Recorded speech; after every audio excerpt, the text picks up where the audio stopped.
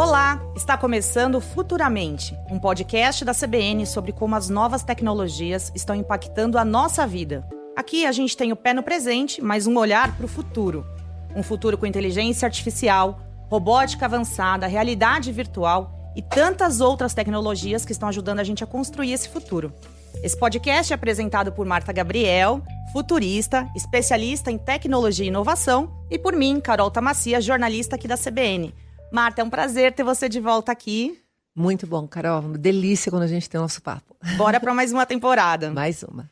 Bom, hoje a gente vai falar sobre o futuro da saúde. Esse futuro vai ser inteligente e conectado, né? Como todo mundo diz. E eu já vi você falando, Marta, que nessa área tão sensível que é a saúde, daqui a pouquinho, assim, a gente vai começar a viver 100, 120 anos. É verdade isso aí? Eu acho que a gente não vai morrer.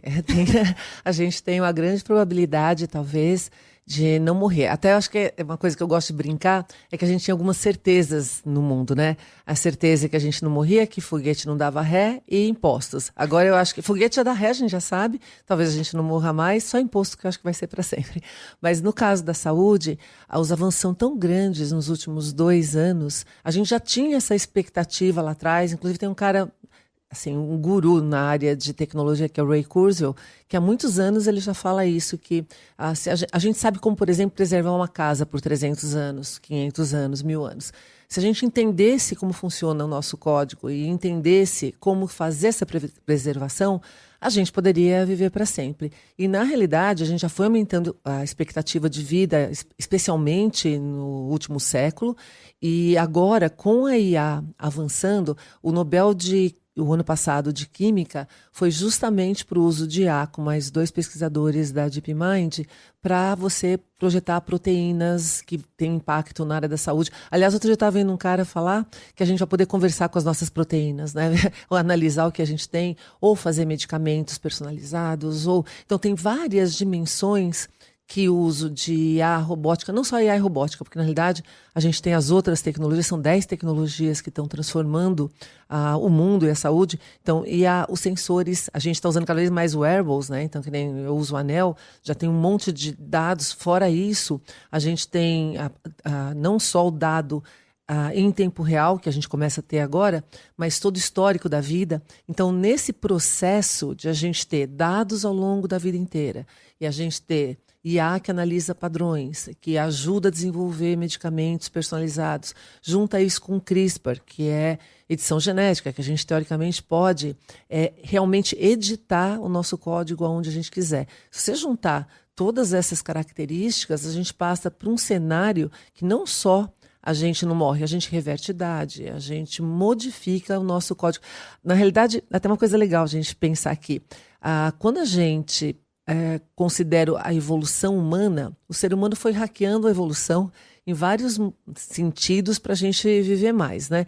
E até hackear para não conceber, por exemplo, né? Você toma pílula, vê o que você pode fazer de maneiras diferentes. Com agora essas tecnologias que a gente hackeia num grau hardcore, né? De a gente conseguir ter novas próteses, por exemplo, que complementam o que a gente tem, chips que ajudam a gente no cérebro ter certos tipos de reparo ou ampliar. E essa parte de ampliar é que é mais interessante, porque você não fica só naquilo de consertar a doença, você fica em como é que eu melhoro tudo que eu tenho. Tanto que uma das coisas mais incríveis que a gente pode pensar é que ao invés de a gente ter... Os planos de saúde hoje são planos de doença, né? Na realidade, o que eles fazem? Sim. Quando você está doente, você vai lá e aí você resolve um problema ou outro e vai fazendo eventos ao longo da vida que vão te ajudando. Com o que a gente está construindo agora, que é você ter dados a vida inteira, você ter dados, inclusive, de muita gente, que você consegue fazer análises sistêmicas, né? E você conseguir fazer isso em tempo real e ao longo da vida, a gente começa a ter, na realidade, planos de saúde mesmo, e não de doença, né? E não só eventuais, mas contínuos. Então, você imagina, não é só você curar, é você fazer a prevenção, é você atuar antes que as coisas aconteçam. Então, A gente ainda não está nesse ponto super, a gente está evoluindo porque a gente precisa de dados, a gente precisa conectar os dados, a gente precisa N coisas que dependem de legislação, dependem de sistema, dependem de várias coisas, né? Sim, eu ouço você falar e acho ainda tudo muito surreal, até porque ainda tem tudo isso para se desenvolver, mas se a gente fizesse um esforço aqui de futurologia, em quantos anos, mais ou menos, o ser humano ia chegar nesse ponto que você cita no começo? A gente não vai mais morrer. Então, as previsões, né, do pessoal que analisa futuros, 10 anos a gente não morreria mais. Se isso Ou continuar... seja, tá aí. Ó, é que a gente, lembrando dos outros episódios que a gente fez, a gente tem N outras questões no mundo, que não é só a tecnologia. Mas se tudo correr bem como esperado e continuar nesse ritmo de evolução, até menos. Agora, é legal também a gente fazer um contraponto aqui, porque a gente está falando, talvez a gente não morra mais, né? Talvez a gente tenha N consequências.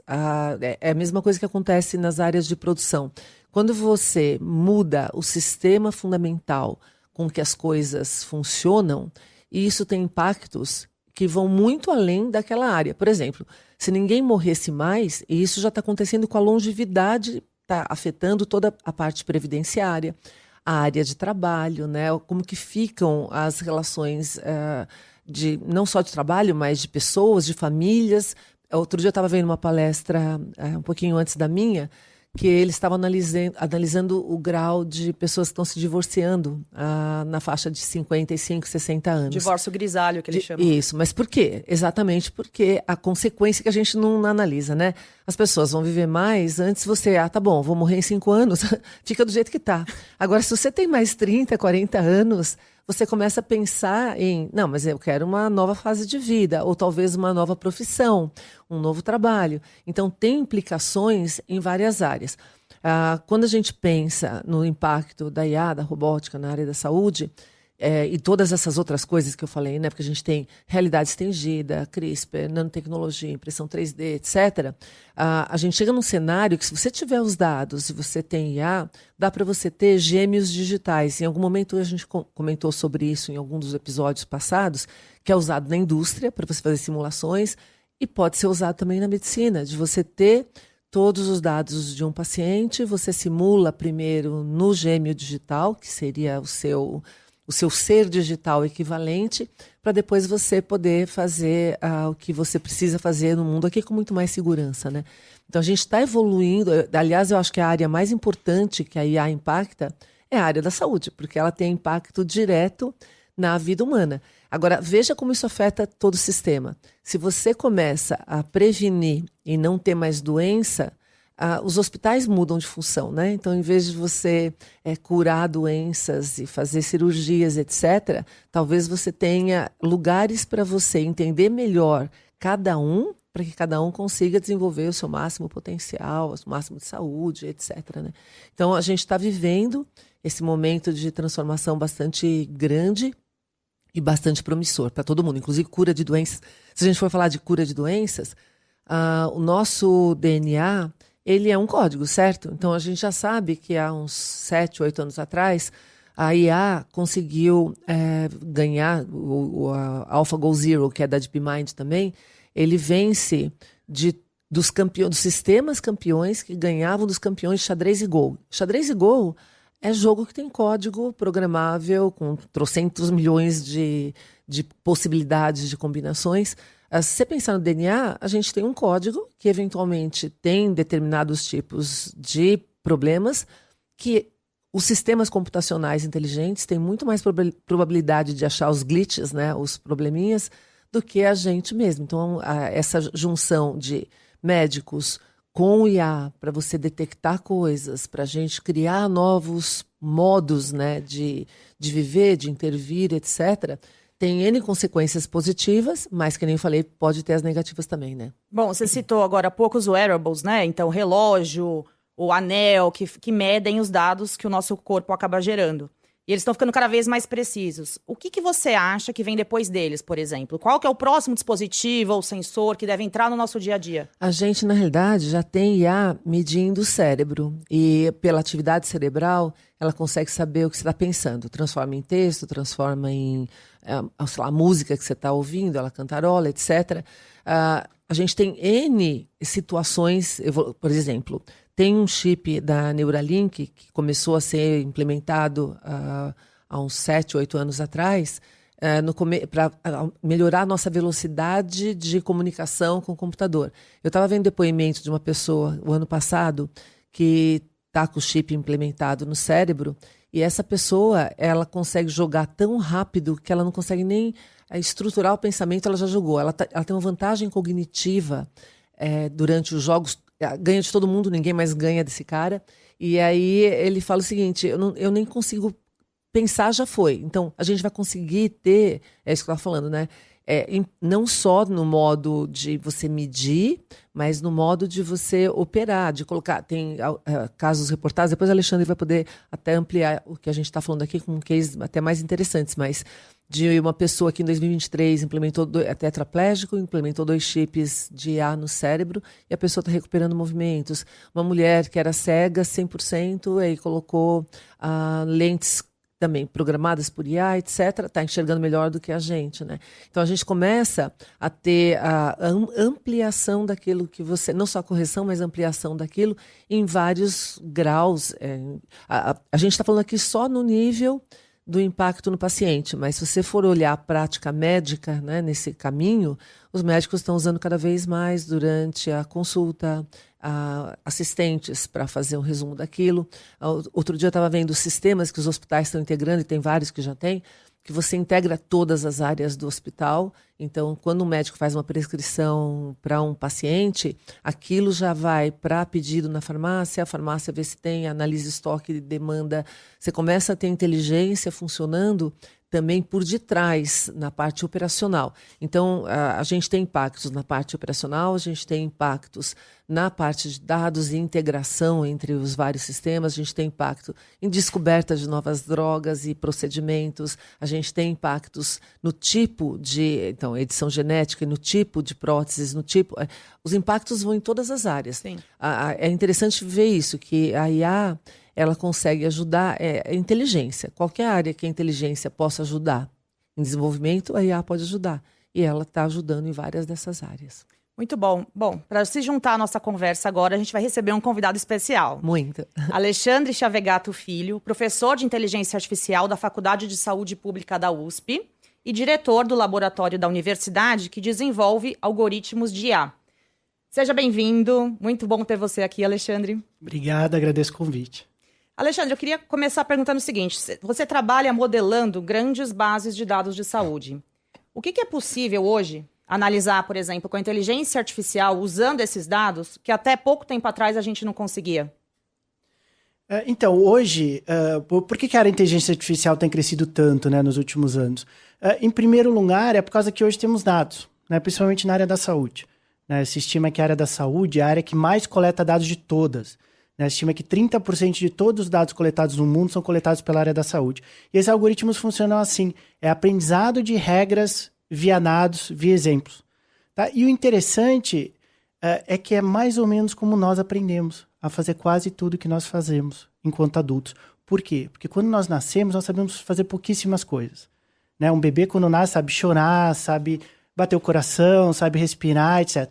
Tudo o resto que nós sabemos fazer enquanto adultos foi aprendizado via dados, via exemplos.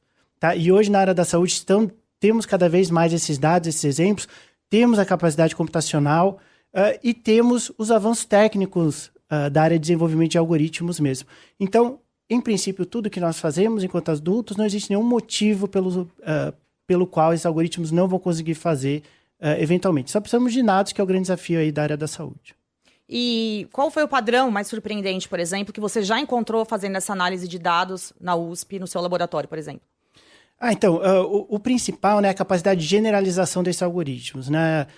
Os algoritmos, às vezes, com poucos exemplos, né, a partir do momento que eles aprendem, por exemplo, a auxiliar no diagnóstico de uma doença. Tá. Né? Um algoritmo aprende a auxiliar no diagnóstico dessa doença em São Paulo. A gente quer que ele funcione em uma outra realidade. Né? Por exemplo, no interior do Mato Grosso, por exemplo, onde você tem pacientes totalmente diferentes, tem um sistema de saúde diferente, tem formação dos profissionais de saúde diferentes, disponibilidade de medicamentos diferentes. Um algoritmo que aprendeu a base desse problema de saúde aqui em São Paulo, para ele se readaptar para as outras regiões, ele precisa de pouquíssimos exemplos. Né? Porque ele já entendeu o que está por trás. ele vai aprender com essas regiões onde temos muitos dados, que é uma realidade coletados há muito tempo, que não são representativos da realidade brasileira, porém a gente consegue, via ajuste fino desses algoritmos, fazer esses algoritmos funcionarem no país mais diverso e mais igual de todos, que é o Brasil. Isso é um ganho enorme da IA, né? Enorme. Até se a gente for fazer um exemplo assim, super didático, você aprende a escolher uma fruta, maçã, por exemplo, né? E aí você aprende que ela tem que ser vermelhinha, tem que ser assim, tem que ser assado. Aí quando você vai escolher laranja, não é igualzinho, é diferente. Você começa com os mesmos princípios, você faz alguns testes e você vê que para a laranja muda um pouquinho a cor, o palpado, ele tem que ser mais molinha. Então, a IA ela consegue fazer isso muito rápido. Ela consegue entender o que é importante e o que ela precisa descobrir naquela base para que ela realmente opere de maneira adequada ali, né? Então, é bem legal. Eu já vi você falando, né, que a inteligência artificial precisa do Brasil. Então, acho que é mais ou menos por isso, né? Porque tem esse perfil diverso, de quantidade enorme de brasileiros e as pessoas são diferentes nas mais diversas regiões, né? Isso é um grande desafio para nós no Brasil, né? Como garantir que esses algoritmos vão funcionar segundo todas as diversidades do Brasil. Mas, ao mesmo tempo que é um grande desafio para nós, é uma grande oportunidade, né, de ajudarmos outros países do mundo, né? Porque é um algoritmo que entende um problema de saúde para o Brasil inteiro, ele entendeu a fundo esse problema de saúde. Ele entendeu todos os detalhes desse problema de saúde, ele entendeu todas as nuances, todas as interações de fatores, ele viu todas as classes sociais, todos os prognósticos, todas as disponibilidades de renda, de exame, de hábitos alimentares, etc. Então ele viu a fundo esse problema de saúde. E o que a gente tem visto é que um algoritmo que funciona bem para o Brasil, funciona muito bem em outros países. Às vezes até melhor do que o algoritmo que só aprendeu com dados desse próprio país. Porque às vezes esses dados desse próprio país, eles são limitados, né? Ele aprende uma realidade apenas. Um algoritmo que entende o Brasil, ele entendeu o mundo. E o mundo percebeu isso? A gente já está sendo procurado aí na USP, por exemplo, onde você trabalha, por esses outros países? Sim, há muito tempo, né? Os dados genéticos brasileiros, por exemplo, são os dados mais procurados do mundo. Então, é uma coisa, né, que nós precisamos aproveitar essa oportunidade como país, né? Essa oportunidade de liderar esse avanço em inteligência artificial na área da saúde, graças à nossa diversidade, graças ao potencial representativo, né, e de transferência desses algoritmos que a gente vai conseguir desenvolver aqui no Brasil. Temos uma grande oportunidade, um grande desafio, fazer esses algoritmos funcionarem no Brasil, mas nós estamos bastante otimistas que vamos conseguir resolver isso. Os nossos resultados aí iniciais têm mostrado que sim, é possível desenvolver essas técnicas que a gente chama de aprendizado transferência, onde o algoritmo vai transferir o conhecimento que ele aprendeu em um lugar, em uma região brasileira, para as outras regiões, via esses ajustes finos, supervisionados, como a gente chama. Então, aproveitar essa oportunidade para ajudar o mundo. Esse vai ser o nosso grande legado como país. E posso fazer uma pergunta? A gente, quando tem, né, realmente, a gente tem possibilidade de atender todo mundo com diferenças, né? Mas existe possibilidade de a gente não conseguir atender todo mundo e ter gaps. Esse é um dos desafios, não é? O desafio inicial, né? Então, esses algoritmos na área da saúde no Brasil, eles vão ajudar bastante a diminuir desigualdades na atenção à saúde que a gente tem no Brasil. Né? Por quê? Porque os médicos das regiões mais remotas do Brasil, dessas regiões onde você não tem um cardiologista, você não tem um pneumologista, esse médico tem que tomar todas as decisões. Esse médico vai acabar tendo o mesmo auxílio à tomada de decisão do que os grandes médicos aqui, por exemplo, de São Paulo, os grandes especialistas aqui de São Paulo. Então, por mais que aquele médico do interior do Brasil não tenha um cardiologista para encaminhar esse paciente, ele vai ter a ajuda do melhor cardiologista do mundo do lado dele, pronto para tirar qualquer dúvida, que vão ser esses algoritmos de inteligência artificial. Então, o potencial de diminuirmos desigualdade em decisões de saúde no Brasil é gigantesco. Porém, para isso, nós precisamos que esses algoritmos funcionem nessas regiões. Para funcionar nessas regiões, nós precisamos de dados dessas regiões. E infraestrutura também, né? Infraestrutura, né, para entregar esse resultado, para coletar, em primeiro lugar, coletar o dado e depois entregar o resultado dos algoritmos. O que não é uma realidade nessas regiões. Não é. Tá? Que coleta menos dados, que ainda muitas regiões brasileiras você ainda tem um prontuário em papel, o prontuário médico em papel. Então, esse dado não está sendo digitalizado, não está sendo coletado. Então, você tem menos exemplos para o algoritmo aprender sobre essa realidade. Então, num primeiro momento, você corre o risco, sim, desses algoritmos serem desenvolvidos apenas com dados aqui de São Paulo, do Rio de Janeiro, de Belo Horizonte, e esses algoritmos não vão funcionar bem para as diferencialidades. Então, isso a curto prazo. mas com a coleta de dados e com o ajuste desses algoritmos nas diferencialidades, o potencial de diminuir desigualdades em decisões de saúde no Brasil é gigantesco. As decisões vão ser muito parecidas, né? Dos grandes hospitais aqui de São Paulo, privados, onde você tem os melhores especialistas do mundo, com essas regiões. Né? Vai ser o mesmo auxílio. É como o aplicativo de trânsito, né? Diminui a desigualdade dos motoristas. Né? Hoje os motoristas usam a mesma rota sugerida pelo aplicativo de trânsito. Né? Imagina um médico de uma região onde não tem cardiologista. Ele usando a melhor decisão do melhor cardiologista do mundo para auxiliar no diagnóstico e nas intervenções desse paciente. Então as mudanças vão ser gigantescas. Isso é incrível. Agora, a Marta falou um pouquinho de riscos, eu queria tentar entrar um pouquinho mais nisso, né? Então, por exemplo, esse uso crescente da inteligência artificial em relação à privacidade de pacientes, né? O pessoal tem medo dessa questão do vazamento de dados. Como que você enxerga isso? Esse crescimento da IA e essa possibilidade também? A questão de privacidade de dados vem antes da IA, né? Então, é uma coisa que os hospitais já estão coletando esses dados há muito tempo, então independe da inteligência artificial, com a diferença que antes, né, os hospitais guardavam esses dados e os médicos obtinham esses dados brutos, né? Só obtinham esses dados, né? Pedir qual foi o resultado do exame, etc. Então, já era uma realidade nesses hospitais antes, então independe da IA. O que a IA vai trazer de novo é que vai tirar valor desses dados. Então, em vez do dado ficar lá armazenado, muitas vezes usado para nada, você vai começar a tirar valor desse dado. Você vai começar a oferecer para os médicos aquilo que os médicos gostariam de ter. Porque hoje o sistema de saúde coleta muitos dados. Tá? Então, o médico já recebe muitos dados, né? Recebe resultados de sinais vitais do paciente, temperatura, pressão, histórico, sintomas, medicamentos, etc. Mas o médico não recebe aquilo que ele gostaria de receber, que é, dada toda essa informação, qual é a probabilidade desse paciente ter essa doença que eu estou desconfiado que ele tenha? Resuma aí toda essa informação que eu coletei para aquilo que eu quero. E é isso que o médico não recebe.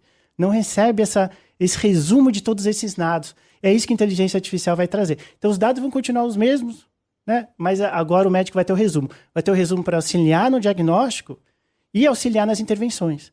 Né?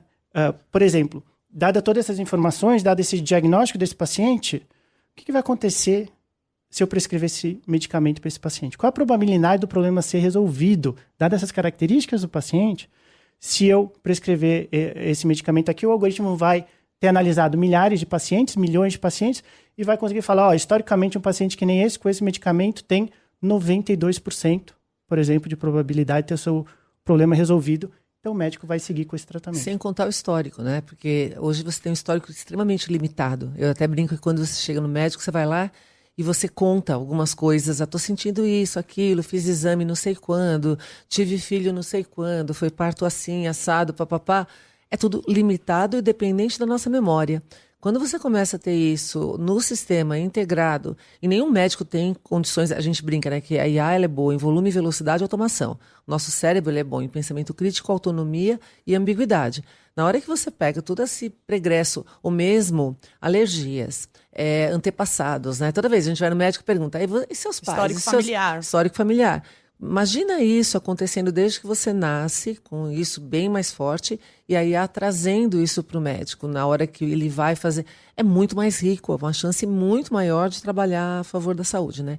Além disso, que é uma coisa bem bacana também que o Alexandre pode comentar com a gente, quando você tem dados, você começa a ter mais informação e pode ajudar não só o indivíduo, né, com drogas personalizadas ou com tratamento personalizado, mas a comunidade entender melhor onde que está o problema. Eu lembro que alguns anos, muito antes da IA, alguns anos atrás, aqui em São Paulo, uma análise de dados mostrou que a longevidade das periferias era muito menor do que a longevidade dos bairros mais favorecidos.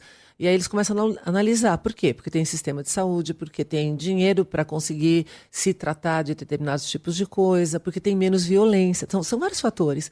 Então, quando você começa a ter esses padrões, você consegue saber, como órgão público, aonde que você também pode ajudar a intervir e também trocar experiências com outros lugares que passaram pela mesma situação, né? Então, você começa a saber realmente.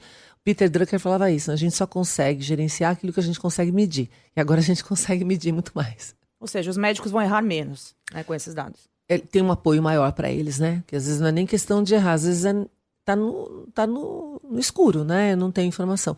Uma vez eu assisti um TED, um cara que é sensacional, de cérebro. E ele fala, veja como faz diferença você ter dados e em várias áreas diferentes.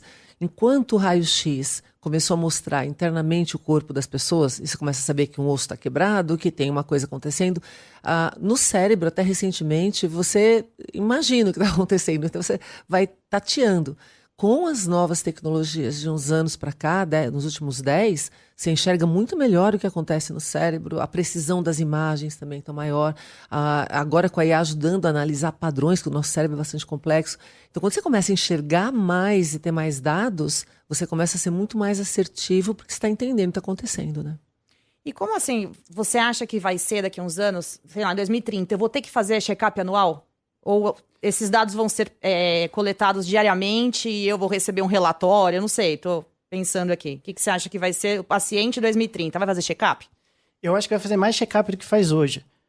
Porque hoje, a Marta chegou a mencionar isso no início, a gente tem um sistema de saúde reativo, né? Reativo ao problema de saúde. Você vai lá, tem um infarto e aí você começa a se consultar com o cardiologista. Imagina que você tivesse uma predição, se fosse no cardiologista, e o cardiologista conseguisse falar, ó, dada a tua característica, o teu histórico, você tem uma probabilidade de 91% de ter um infarto daqui a 2 anos. Olha como isso vai abrir o teu interesse em medidas preventivas. Em evitar que esse infarto, e você sabe que esse algoritmo funciona, ele está falando que 91%, 92% de você ter infarto. Você vai começar aí de cada mês, a cada mês. Já sai de lá caminhando, já deixa o carro estacionado e já vai fazer exercício. Já começa a fazer exercício, já se alimenta melhor, já procura mais esse acompanhamento médico. Então, vai abrir um potencial de medida preventiva gigantesco, né? Então, as pessoas vão ter mais contato com o sistema de saúde. É uma coisa que, às vezes, as pessoas mencionam, como é que vai ficar o emprego na área da saúde? Eu acho que vai aumentar muito a demanda pelo sistema de saúde. As pessoas vão começar a ir muito mais ao médico. Imagina que se você soubesse que sempre quando você tem qualquer problema de saúde, você vai no hospital, o hospital, em primeiro lugar, vai ser mais eficiente, graças ao uso de inteligência artificial, a fila de pacientes, a triagem de pacientes, tudo isso vai acabar sendo mais eficiente com o uso de IA, e depois o teu diagnóstico vai ser o melhor possível, e a intervenção vai ser a melhor possível, o teu problema vai ser resolvido. Mas você vai começar a ir mais ao médico, né? Quantos de nós, né, já não tivemos um problema não muito grave de saúde? Por exemplo, eu tive uma tosse no ano passado durante 3 dias. Aí eu falei, não vou no hospital, vou pegar fila, não sei se vai ser certo o diagnóstico. Imagina se eu tivesse certeza que eu ia lá no hospital em meia hora, o diagnóstico certo, o medicamento certo, eu ia parar de ter tosse. Eu teria ido ao médico. Eu não fui por causa das ineficiências do sistema de saúde. À medida que esse sistema de saúde vai se tornando melhor e mais eficiente, vai aumentando a demanda, que é o que aconteceu com todas as profissões do mundo, né, historicamente. Toda profissão que se tornou melhor e mais eficiente, você aumentou a demanda pelo seu trabalho. Né, e vai ser assim com o sistema de saúde também. A gente pode fazer até uma analogia com o xadrez, né? Que as pessoas falam, agora o campeão de xadrez e gol do mundo é um sistema, já há 7, 8 anos. Acabou o interesse com xadrez e gol? Aumentou. As pessoas têm muito mais interesse porque você tem mais criatividade, mais jogadas, você tem mais desafios, etc, etc. Então, basicamente, a gente está num caminho que é realmente, talvez pela primeira vez na história da humanidade, a gente cuidar da saúde e cuidar da gente para ter o máximo da saúde possível para cada ser humano, né? E não só cuidar de doença. A tal da medicina preventiva mesmo, né? Preventiva. A raiz do problema. E que amplia. E a gente falou bastante dos pacientes, também como isso deve ser daqui a um tempo. Agora eu queria falar um pouco dos hospitais. Muita gente não sabe, mas os hospitais já estão usando muita automação, bastante inteligência artificial nos bastidores, né? Qual é a inovação hospitalar mais recente que te impressionou? Pode ser aqui no Brasil, fora do Brasil, algo que você viu que já está sendo muito revolucionário. Ótimo. Então, existem 3 grandes áreas que a inteligência artificial vai impactar o sistema de saúde. Né? A primeira já é uma realidade, que é, como você mencionou, na gestão à saúde. Então, os hospitais, as clínicas, né, assim como todas as grandes outras empresas, instituições da sociedade, já estão usando inteligência artificial para auxiliar na gestão. Então, na área da saúde, alguns exemplos são organização de fila de pacientes, por exemplo. Nem todo paciente precisa de 20 minutos ou 40 minutos. Alguns pacientes vão precisar de 2 minutos, é uma renovação de uma receita. Outros pacientes vão precisar de 50 minutos. O algoritmo consegue, dadas as características desse paciente, predizer quanto tempo ele vai precisar de atendimento e assim você organiza melhor a distribuição dos seus pacientes, evitando períodos de altíssima demanda e baixíssima demanda, como acontece hoje no sistema de saúde. Outro exemplo, predição de no-show, né? Quando o paciente não vai na consulta ou não vai numa cirurgia, por exemplo, né? Que é uma grande fonte de ineficiência do sistema de saúde. Né? Você prepara lá toda uma equipe para uma cirurgia, etc. O paciente não vai né, no dia marcado. O algoritmo consegue entender, dadas as características dos pacientes, qual a probabilidade desse paciente não vir hoje na minha consulta, né? E o hospital faz o quê? Liga para o paciente, confirma que o paciente vem. Tá? E aí diminui, e já começaram a sair resultados sobre o quanto esses hospitais estão poupando, né, com essas melhorias de decisões. Né? Outros exemplos, quais os recursos físicos e humanos que eu vou precisar no meu hospital nesse fim de semana. Por exemplo, quantos leitos de UTI eu vou precisar no meu hospital. Depende das características dos pacientes que eu tenho internado hoje. O algoritmo consegue predizer, dadas essas características desses pacientes, você vai precisar de 3 leitos de UTI no fim de semana, você consegue alocar 3 leitos de UTI e os intensivistas que você vai precisar. Então, já é uma realidade dos grandes hospitais e há para gestão à saúde. Tá? A segunda área, que ainda não é uma realidade total, está começando a ser uma realidade, é a diminuição das burocracias do sistema de saúde. É impressionante a quantidade de tempo que o profissional de saúde passa preenchendo burocracias, incluindo a principal queixa dos médicos e dos pacientes hoje no sistema de saúde, depois de uma consulta, que é o fato de que o médico ficou preenchendo prontuário eletrônico, olhando para baixo, digitando informação, em vez de conversar com o paciente. Enquanto você relata o sintoma, ele fica lá. Ele fica olhando para baixo, você tem que esperar um tempinho até terminar de digitar. É a principal queixa dos pacientes e dos médicos. Do próprio médico não gosta disso, detesta isso. O que já está acontecendo? Um algoritmo ouve essa conversa e preenche o prontuário eletrônico. Você não precisa coletar 2 vezes, uma pela fala, outra pela digitação. O algoritmo ouve a conversa e vai aparecer na tela do médico o prontuário sendo preenchido ali, né? E qualquer dúvida faz outra pergunta que não está ali preenchida, etc. Então, simplesmente a principal queixa, né, dos médicos e dos pacientes sendo resolvida com a primeira chegada da inteligência artificial no sistema de saúde. Tá? E existem muitas outras burocracias, né? Preenchimento de relatórios, cirurgias, pedidos de reembolso. O profissional de saúde passa muito tempo com burocracia no seu dia a dia e o profissional de saúde não gosta disso, ele quer atender paciente. Né? E é uma fonte de ineficiência gigantesca. Então, essa segunda área, diminuição de burocracia, está começando a ser uma realidade. E a terceira, que ainda não é uma realidade total, mas está começando bem devagarinho a aparecer, eu acho que essa terceira área vai ser a área mais impactante da inteligência artificial de todas, não apenas na área da saúde. Né? Qual vai ser o maior impacto da inteligência artificial na sociedade vai ser essa terceira área dentro do sistema de saúde, que vai ser o auxílio à decisão clínica. Auxílio a diagnóstico e prognóstico de pacientes. Tá? Essa vai ser a área mais impactante da inteligência artificial de todos os impactos em toda a sociedade. Vai ser em melhorar decisões na área da saúde. Por que não é uma realidade ainda? Porque é uma área muito consequente. Tá? Estamos lidando literalmente com vida ou morte. Tá? Então é uma área que não pode errar. Tá? E é a área que nós trabalhamos no laboratório. Se essa área aceitasse o mesmo erro das outras áreas, por exemplo, o erro da rede social de predizer, do algoritmo da rede social de predizer quem é o teu melhor amigo, ou do site de streaming predizer qual filme você quer assistir. São os mesmos algoritmos que essas áreas usam que funcionam na área da saúde. Tá? Mesmas técnicas, as mesmas estratégias que todas essas outras áreas usam são as mesmas que funcionam na área da saúde. Por que então a gente não está usando isso para diagnóstico e prognóstico? Porque a gente não pode errar. Na área da saúde a gente não pode errar. Tá? Então, no dia que esses algoritmos estiverem melhores, estão melhorando, né? A cada semana sai um novo algoritmo com novas técnicas, vai melhorando. Então, na hora que esses algoritmos estiverem no nível suficientemente avançados e de qualidade de tomada de decisão, vai ser o momento que a gente vai colocar nessa área mais impactante e mais importante de todas. Mas, como é uma área mais consequente, a gente precisa ter mais cuidado.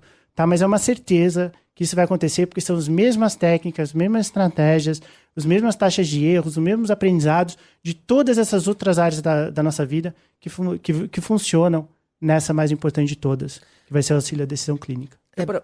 Pode falar. É bem legal ele citar isso, porque às vezes as pessoas pensam que toda IA é igual, né? E ela não é justamente pela sua possibilidade de errar ou não. Aí eu brinco assim, se é para fazer uma viagem e eu peço para um desses GPTs da vida fazer o roteiro para mim, com certeza vai sair 200 vezes melhor do que o que eu faria. Se não for o melhor roteiro do mundo, tiver ali 20% de erro, tá tudo certo. Para essa área foi incrivelmente bom. Para uma outra área, que é decisão de juiz, decisão de saúde, onde você tem realmente consequências impactantes na vida das pessoas, é um outro grau que a gente precisa, garantindo que não tem viés, que você tem todas as decisões dentro de uma margem, assim, zero, se fosse possível, né?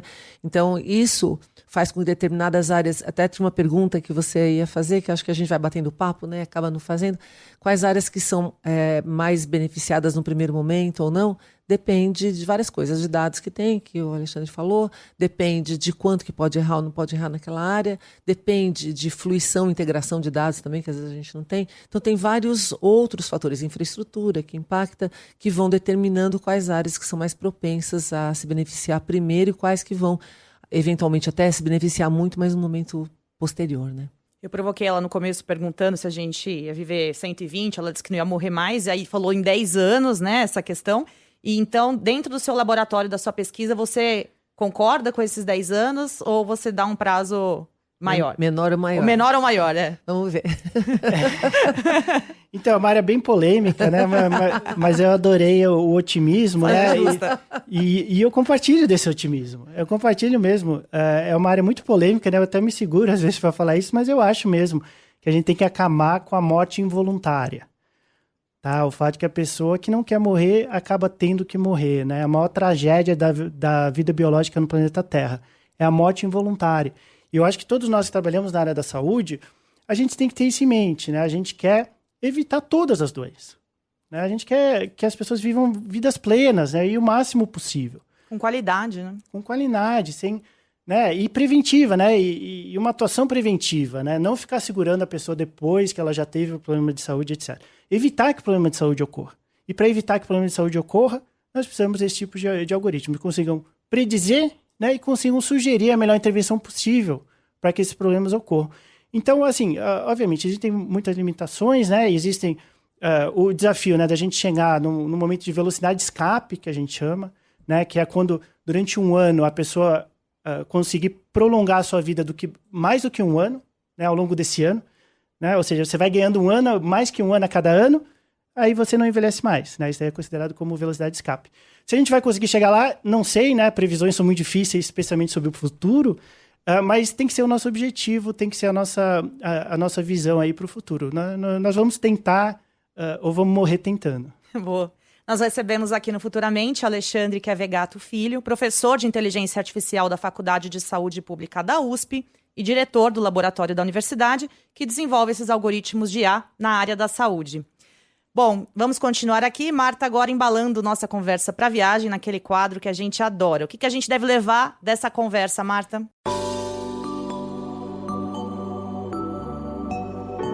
Takeaway.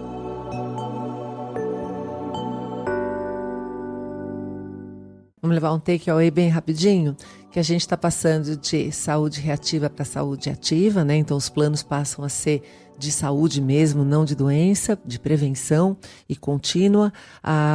30% dos dados hoje são da área da saúde, então a área da saúde contribui muito para isso, e quanto mais a gente tiver esses dados diversos e analisados com IA, a gente consegue crescer a nossa gestão em relação a eles. 3 áreas importantes, ou as impactantes da IA na área da saúde, que o Alexandre trouxe para a gente, gestão. Então a gente já está com bastante atuação forte das tecnologias nessa área, já é realidade, para diminuir fila, para fazer predição de no-show, para ajudar, inclusive, em gestão de recursos físicos e humanos na área da saúde. A segunda impacto é na burocracia, que também está acontecendo. Muitos médicos, especialmente dos hospitais mais de ponta, já estão adotando os assistentes, etc., para fazer a integração, para ajudar na parte do cuidado humano e deixar a burocracia para a parte da IA. Então, aos pouquinhos, isso vai sendo implementado.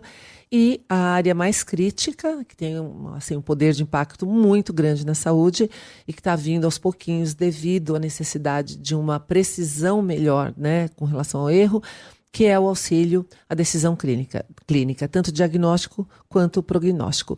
Se isso continuar acontecendo e mais os impactos no desenvolvimento de drogas, de procedimentos, etc., a gente deve ter uma prolongação da vida com mais qualidade, né? Não apenas estar aqui, mas estar aqui vivendo plenamente, e a gente vai tentar chegar na velocidade de escape, né? Ou seja, vamos em um ano conseguir recuperar mais do que um ano, não envelhecer nesse um ano.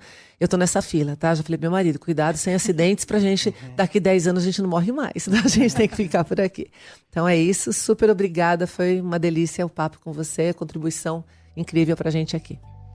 O Futuramente vai ficando por aqui. Você pode encontrar a Marta no Instagram, @MartaGabriel. Você também pode mandar um e-mail pra gente, futuramente@cbn.com.br. E uma novidade, você pode assistir esse podcast no Spotify ou no YouTube também.